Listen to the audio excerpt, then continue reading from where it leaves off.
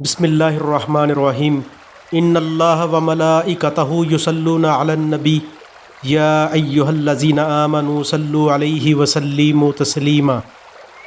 اللہم صلی علی محمد بعدد کل داع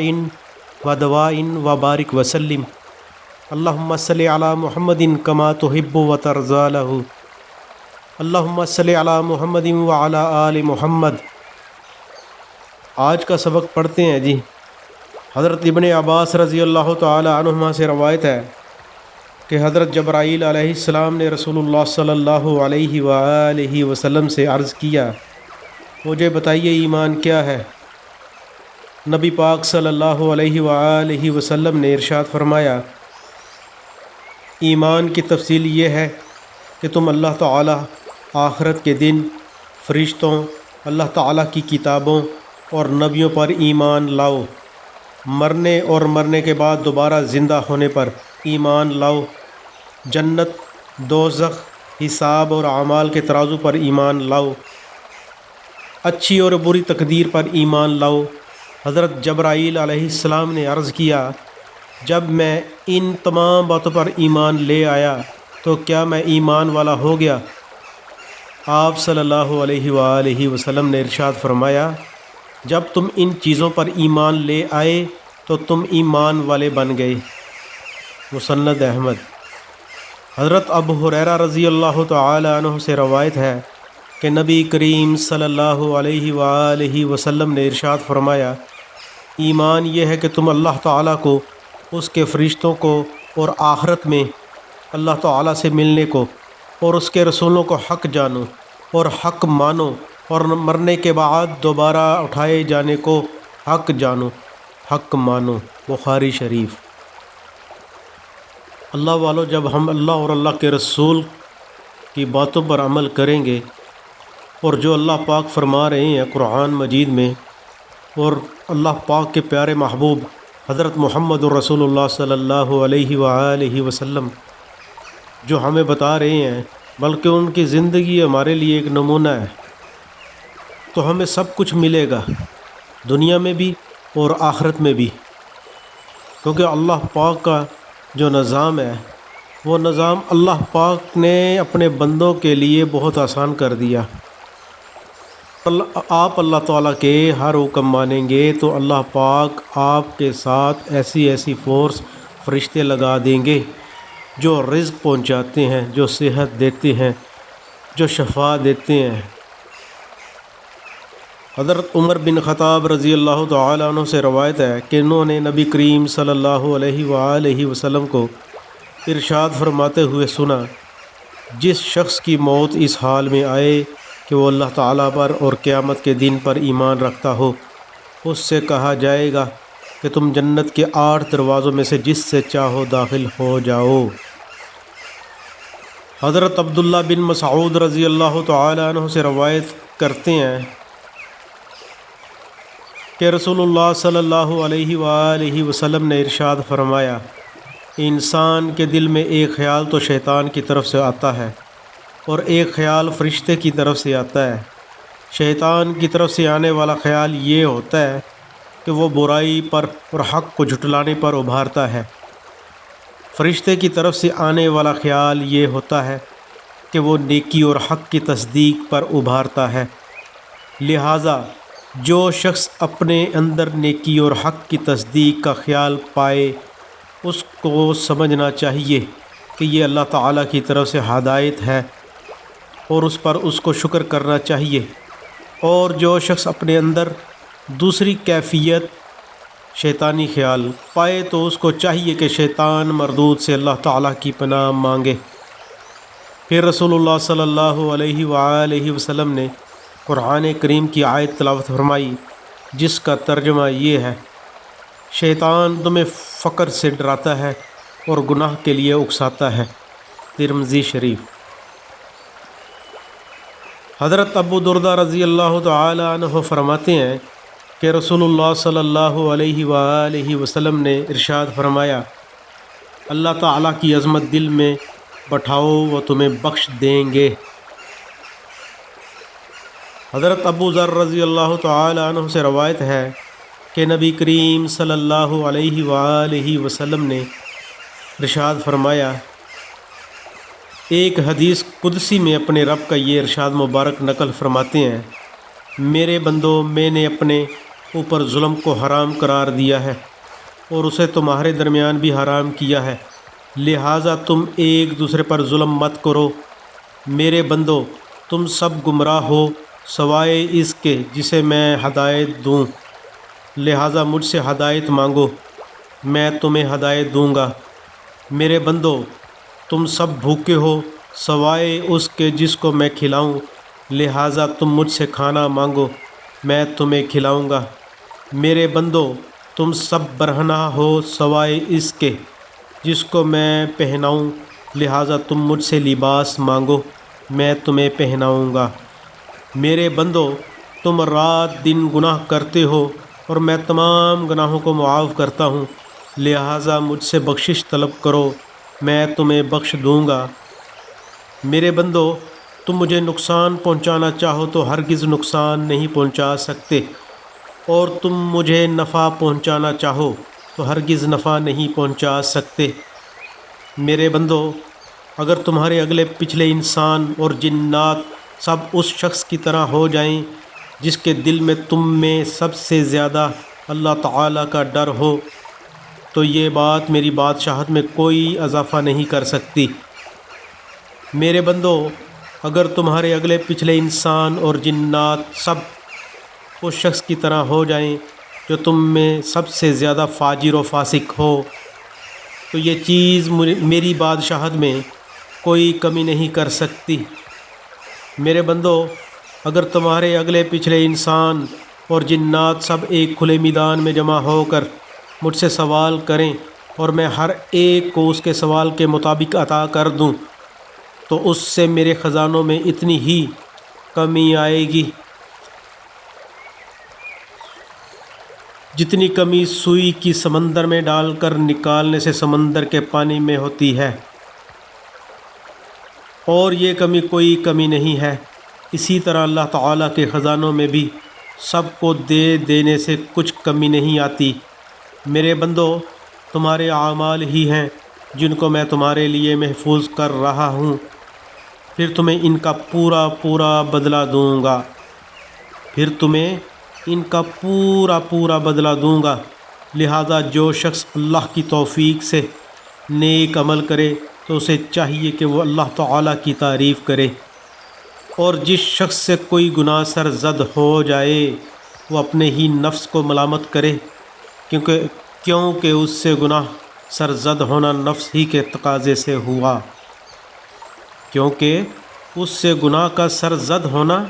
نفس ہی کے تقاضے سے ہوا۔ مسلم بخاری۔ حضرت ابو موسیٰ اشعری رضی اللہ تعالی عنہ روایت کرتے ہیں کہ نبی کریم صلی اللہ علیہ وآلہ وسلم نے ایک موقع پر ہمیں 5 باتیں ارشاد فرمائیں۔ اللہ تعالیٰ سوتا نہیں اور سونا اس کی شان کے مناسب بھی نہیں، روزی کو کم اور کشادہ فرماتا ہے،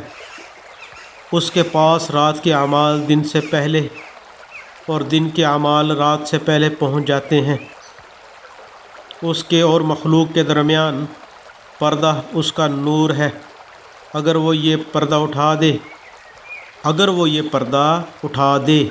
تو اللہ تعالیٰ کی ذات کا نور ساری ہی مخلوقات کو جلا ڈالے۔ مسلم شریف۔ حضرت ابن عباس رضی اللہ تعالی عنہما سے روایت ہے کہ نبی کریم صلی اللہ علیہ وآلہ وسلم نے ارشاد فرمایا، اللہ تعالیٰ نے جب سے اسرافیل علیہ السلام کو پیدا فرمایا ہے، وہ دونوں پاؤں برابر کیے کھڑے ہیں، نظر اوپر نہیں اٹھاتے، ان کے اور پروردگار کے درمیان نور کے 70 پردے ہیں، ہر پردہ ایسا ہے کہ اگر اسرافیل اس کے قریب بھی جائیں تو جل کر راکھ ہو جائیں۔ حضرت زرارہ بن اوفی رضی اللہ تعالی عنہ سے روایت ہے کہ رسول پاک صلی اللہ علیہ وآلہ وسلم نے حضرت جبرائیل علیہ السلام سے پوچھا، کیا تم نے اپنے رب کو دیکھا ہے؟ سن کر جبرائیل کانپ اٹھے اور عرض کیا، اے محمد صلی اللہ علیہ وآلہ وسلم، میرے اور ان کے درمیان تو نور کے 70 پردے ہیں، اگر میں کسی ایک کے نزدیک بھی پہنچ جاؤں تو جل جاؤں۔ حضرت ابو ہریرہ رضی اللہ تعالی عنہ سے روایت ہے کہ رسول پاک صلی اللہ علیہ وآلہ وسلم نے ایک حدیث قدسی میں اپنے رب کا یہ ارشاد مبارک نقل فرماتے ہیں، تم خرچ کرو میں تمہیں دوں گا۔ پھر رسول اللہ صلی اللہ علیہ وآلہ وسلم نے ارشاد فرمایا، اللہ تعالیٰ کا ہاتھ یعنی اس کا خزانہ بھرا ہوا ہے، رات اور دن کا مسلسل خرچ اس خزانہ کو کم نہیں کرتا۔ کیا تم نہیں دیکھتے کہ جب سے اللہ تعالیٰ نے آسمان و زمین کو پیدا کیا اور اس سے بھی پہلے جب کہ ان کا عرش پانی پر تھا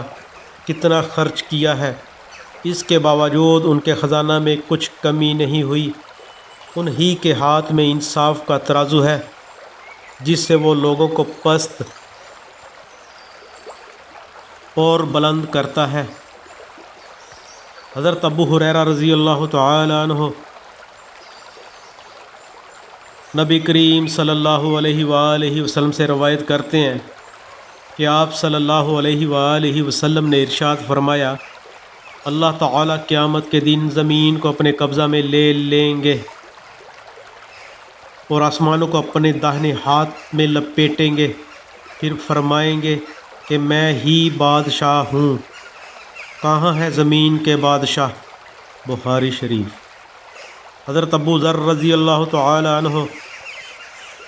رسول پاک صلی اللہ علیہ وآلہ وسلم سے روایت کرتے ہیں کہ آپ صلی اللہ علیہ وآلہ وسلم نے ارشاد فرمایا، میں وہ چیزیں دیکھتا ہوں جو تم نہیں دیکھتے اور وہ باتیں سنتا ہوں جو تم نہیں سنتے۔ آسمان عظمت الہی کے بوجھ سے چرچراتا ہے جیسے کہ چارپائی وغیرہ وزن سے بولنے لگتی ہے، اور آسمان کا حق ہے کہ وہ چرچرائے، اس میں 4 انگلیوں کے برابر بھی کوئی جگہ خالی نہیں ہے جہاں کوئی نہ کوئی فرشتہ اپنی پیشانی سجدہ میں اللہ تعالیٰ کے سامنے نہ رکھے ہوئے ہو۔ اللہ کی قسم، اگر تم وہ باتیں جانتے جو میں جانتا ہوں تو کم ہنستے اور زیادہ روتے اور بستروں پر اپنی بیویوں سے لطف اندوز نہ ہوتے اور اللہ تعالیٰ سے فریاد کرتے ہوئے جنگلات کے راستوں میں نکل جاتے۔ کاش میں ایک درخت ہوتا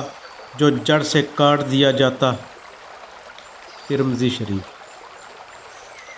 حضرت ابو ہریرہ رضی اللہ تعالی عنہ سے روایت ہے کہ رسول پاک صلی اللہ علیہ وآلہ وسلم نے ارشاد فرمایا، اللہ تعالیٰ کے 99 نام ہیں، 99، ایک کم 100، جس نے ان کو خوب اچھی طرح یاد کیا وہ جنت میں داخل ہوگا۔ وہ اللہ ہے جس کے سوا کوئی مالک و معبود نہیں۔ اس کے 99 صفاتی نام یہ ہیں: الرحمن بے حد رحم کرنے والا، الرحیم نہایت مہربان، المالک حقیقی بادشاہ، القدوس ہر عیب سے پاک، السلام ہر آفت سے سلامت رکھنے والا، المؤمن امن و ایمان عطا فرمانے والا، المہیمن پوری نگہبانی فرمانے والا، العزیز سب پر غالب، الجبار رابی کا درست کرنے والا، المتکبر بہت بڑائی والا، الخالق پیدا فرمانے والا، الباری ٹھیک ٹھیک بنانے والا، المصور صورت بنانے والا، الغفار گناہوں کا بہت زیادہ بخشنے والا، القہار سب کو اپنے قابو میں رکھنے والا، الوہاب سب کچھ عطا کرنے والا، الرزاق بہت بڑا روزی دینے والا، الفتاح سب کے لیے رحمت کے دروازے کھولنے والا، العلیم سب کچھ جاننے والا، القابض تنگی کرنے والا، الباسط سبحان اللہ، الباسط فراخی کرنے والا، الخافض پست کرنے والا، الرافع بلند کرنے والا، المعز عزت دینے والا، المذل ذلت دینے والا، السمیع سب کچھ سننے والا، البصیر سب کچھ دیکھنے والا، الحکم اٹل فیصلے والا، العدل سراپائے عدل و انصاف کرنے والا، اللطیف بھیدوں کو جاننے والا، الخبیر ہر بات سے باخبر، الحلیم نہایت بردبار، العظیم بڑی عظمت والا، الغفور بہت بخشنے والا، الشکور قدردان تھوڑے پر بہت دینے والا، العلی بلند مرتبہ والا، الکبیر بہت بڑا، الحفیظ حفاظت کرنے والا، المقیت سب کو زندگی کا سامان عطا کرنے والا، الحسیب سب کے لیے کافی ہو جانے والا، الجلیل بڑی بزرگی والا، الکریم بے مانگے عطا کرنے والا،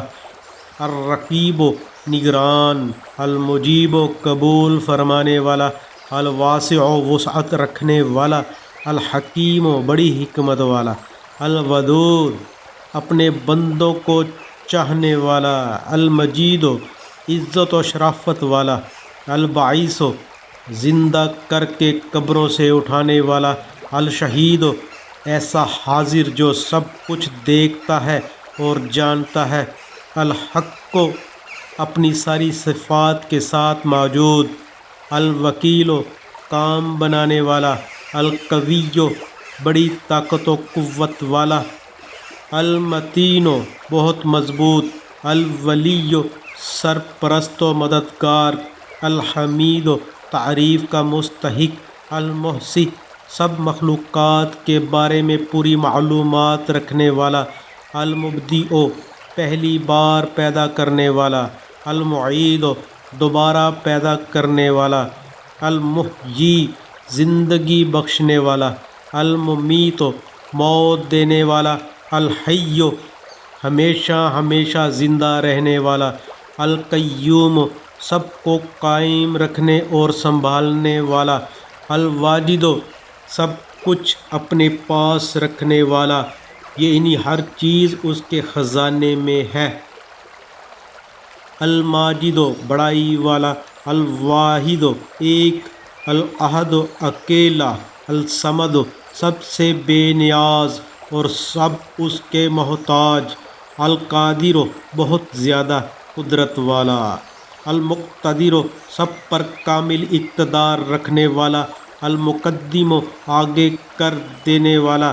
المؤخر پیچھے کر دینے والا، الاول سب سے پہلے، الآخر سب کے بعد، یعنی جب کوئی نہ تھا کچھ نہ تھا، جب بھی وہ موجود تھا اور جب کوئی نہ رہے گا کچھ نہ رہے گا، وہ اس وقت اور اس کے بعد بھی موجود رہے گا، الظاہر بالکل ظاہر، یعنی دلائل کے اعتبار سے اس کا وجود بالکل ظاہر ہے، الباطن نگاہوں سے اوجھل، الوالی ہر چیز کا ذمہ دار، المتعالی مخلوق کی صفات سے برتر، البر بڑا محسن، التواب توبہ کی توفیق دینے والا اور توبہ قبول کرنے والا، المنتقم مجرموں سے بدلہ لینے والا، العفو بہت معافی دینے والا، الرؤوف بہت شفقت رکھنے والا، مالک الملک سارے جہان کا مالک، ذوالجلال والاکرام عظمت و جلال اور انعام و اکرام والا، المقسط حقدار کا حق ادا کرنے والا، الجامع ساری مخلوق کو قیامت کے دن یکجا کرنے والا، الغنی خود بے نیاز جس کو کسی سے کوئی حاجت نہیں، المغنی اپنی عطا کے ذریعے بندوں کو بے نیاز کر دینے والا، المانع روک دینے والا، الضار اپنی حکمت اور مشیت کے تحت ضرر پہنچانے والا، النافع نفع پہنچانے والا، النور سراپائی نور اور نور بخشنے والا، الہادی سیدھا راستہ دکھانے اور اس پر چلانے والا، البدیع بلا نمونہ بنانے والا، الباقی ہمیشہ رہنے والا جس کو کبھی فنا نہیں، الوارث سب کے فنا ہو جانے کے بعد باقی رہنے والا، الرشید صاحب رشد و حکمت جس کا ہر فعل اور فیصلہ درست ہے، الصبور بہت برداشت کرنے والا کہ بندوں کی بڑی سے بڑی نافرمانیاں دیکھتا ہے اور فوراً عذاب بھیج کر ان کو تہس نہس نہیں کر دیتا۔ اللہ تعالیٰ کے بہت سے نام ہیں، ماشاء اللہ لا قوت الا باللہ۔ اللہ کے بہت پیارے نام ہم نے یاد پڑھے ہیں اور اس کو یاد بھی کریں۔ تو آپ نے سنا ہے کہ حدیث شریف میں بھی ہے کہ رسول پاک صلی اللہ علیہ وآلہ وسلم فرماتے ہیں اللہ تعالیٰ کے 99 نام ہیں، ایک کم 100، جس نے ان کو خوب اچھی طرح یاد کیا وہ جنت میں داخل ہوگا۔ کتنے پیارے اللہ پاک کے نام ہیں، ان کو یاد کریں اور جنت حاصل کریں۔ سب کچھ ملتا ہے یہاں پہ، اللہ اور اللہ کے رسول کے در پر آ جائیں تو سب کچھ ملتا ہے، دنیا کے خزانے بھی ملتے ہیں اور آخرت کے خزانے بھی ملتے ہیں، اور آپ کی نسلوں کے لیے بھی بہت کچھ ملے گا، اور جو گزر چکے ہیں ان کو بھی بخشش کا ذریعہ بنانے میں کام آئے گا۔ اللہ تعالیٰ کے بہت سے نام ہیں جو قرآن کریم یا دیگر روایات میں مذکور ہیں، جن میں سے 99 اس حدیث میں ہیں۔ حضرت ابی بن کعب رضی اللہ تعالیٰ عنہ روایت فرماتے ہیں کہ ایک مرتبہ مشرکین نے نبی کریم صلی اللہ علیہ وآلہ وسلم سے کہا، اے محمد صلی اللہ علیہ وآلہ وسلم، ہمیں اپنے پروردگار کا نسب تو بتلائیے۔ اس پر اللہ تعالیٰ نے یہ سورہ اخلاص نازل فرمائی، جس کا ترجمہ یہ ہے، آپ کہہ دیجئے کہ وہ یہ انہی اللہ تعالیٰ ایک ہے، اللہ تعالیٰ بے نیاز ہے، اس کی اولاد نہیں، وہ کسی کی اولاد ہے اور نہ کوئی اس کے برابر ہے۔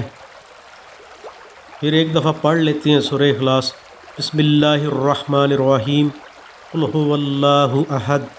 اللہ الصمد لم یلد ولم یولد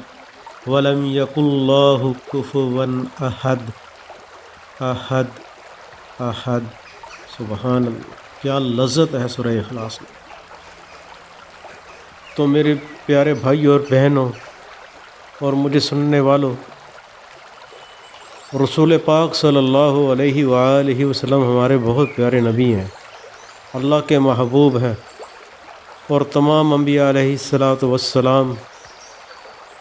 ان کا ادب و احترام کرتے آ رہے ہیں۔ جب بھی پتہ چلا کہ ہمارے آخر الزمان نبی صلی اللہ علیہ وآلہ وسلم دنیا میں تشریف لائیں گے، تو ہر ایک نبی نے کہا کہ ہم بھی ان کے وقت میں موجود ہوں، آئیں۔ حضرت عیسیٰ علیہ السلام کی دعا اللہ پاک نے قبول فرمائی، حضرت عیسیٰ علیہ السلام کو اللہ پاک نے آسمانوں میں اٹھا لیا، اور حضرت محمد الرسول اللہ صلی اللہ علیہ وآلہ وسلم کے امتی بن کر آئیں گے۔ تو لہٰذا میرے بھائی اور بہنوں، آپ خود بھی رسول پاک صلی اللہ علیہ وآلہ وسلم پر درود و پاک پڑھا کریں۔ درود پاک وہ مقبول عبادت ہے جو ہر حال میں اللہ پاک قبول فرمائیں گے۔ تو درود پاک ایسی عبادت ہے جس کا اجر و ثواب ضرور ضرور ضرور ملے گا، اور اس کے انعامات دنیا میں بھی اور اس کے انعامات آخرت میں بھی بہت زیادہ ہیں۔ اتنا کچھ ملے گا کہ آپ سوچ بھی نہیں سکتے۔ دنیا میں تو جو ملنا ہی ملنا ہے، اور آخرت میں اس کا انعام جو اجر و ثواب کئی گنا بڑھ کر دیا جائے گا، بہت کچھ ملے گا۔ درود پاک پڑھیں اور اپنے بچوں کو بھی پڑھائیں اور تلقین کریں، گھر میں ایسا ماحول بنائیں کہ درود پاک بیٹھ کر پڑھیں۔ بیٹھ کر پڑھنے سے اور زیادہ فضیلت بڑھ جائے گی۔ تو اس کی برکتیں، رحمتیں، عافیتیں بہت زیادہ ہیں جو ہم سوچ بھی نہیں کر سکتے، تصور میں نہیں لا سکتے اور گمان بھی نہیں کر سکتے۔ اللہ غیبی خزانوں سے ایسے ایسے راز کھولے گا، ایسے ایسے خزانے کھولے گا، ایسی برکتیں، عنایتیں، تونگری، خوشیاں، خوشحالیاں، رحمتیں، برکتیں آپ کو عطا کرے گا کہ آپ خوش ہو جائیں گے۔ تو آج کا یہ سبق ہم ختم کرتے ہیں۔ وصلی اللہ تعالی علی خیر خلقہ ونور عرشہ وزینت فرشہ وقاسم رزقہ محمد صلی اللہ علیہ وآلہ وسلم۔ سبحان ربک رب العزت عما یصفون